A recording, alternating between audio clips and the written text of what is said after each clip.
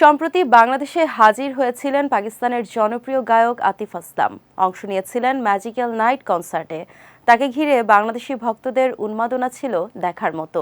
যদিও আয়োজকদের সঙ্গে 1 ঘন্টা 20 মিনিট পারফর্ম করার চুক্তি হয়েছিল আতিফ আসলামের, কিন্তু দর্শকদের ভালোবাসায় অভিভূত হয়ে মঞ্চে বেশি সময় গান করেন এই গায়ক।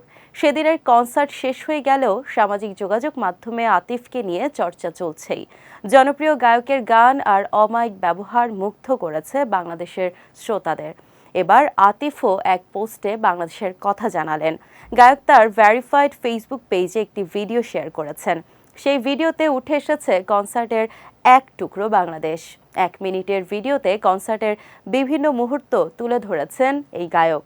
গান, ভক্তদের সঙ্গে সময় কাটানো, গানের তালে শ্রোতাদের উন্মাদনা, মঞ্চের লাল নীল আলো, এমনকি ভক্তদের সঙ্গে তোলা সেলফি কিছুই বাদ গেল না ভিডিওতে। ক্যাপশনে আতিফ লিখেছেন, গ্র্যাটিটিউড বাংলাদেশ, যার অর্থ কৃতজ্ঞতা বাংলাদেশ। নিজের দেশে ফিরে বাংলাদেশের প্রতি আতিফের এই ভালোবাসার প্রশংসা পাচ্ছে দর্শকের কাছে।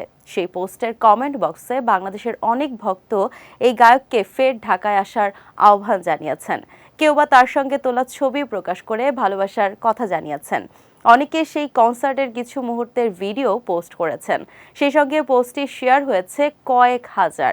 আতিফ এদিন তেরা হোনে লাগা, मैं तेनू समझावा की, ওরে পিয়া, মেরে পিয়া ঘর আয়া সহ তার প্রায় সব জনপ্রিয় গান দিয়ে দর্শককে মাতিয়ে রেখেছিলেন। এমনকি কনসার্টের ফাঁকে এই গায়ক বলেন, বাংলাদেশ আমার সেকেন্ড হোম। এখানকার দর্শকের ভালোবাসা নেয়ার জন্য আমি অপেক্ষায় থাকি। শুধু গান নয়, কনসার্টের দিন ঢাকার রাস্তায় নামাজ পড়েও আলোচনায় আসেন আতিফ আসলাম। সম্প্রতি নেট দুনিয়ায় একটি ভিডিও ভাইরাল হয় আতিফের। সেখানে দেখা যায় ঢাকার রাস্তায় নামাজ পড়ছেন জনপ্রিয় এই পাকিস্তানি তারকা।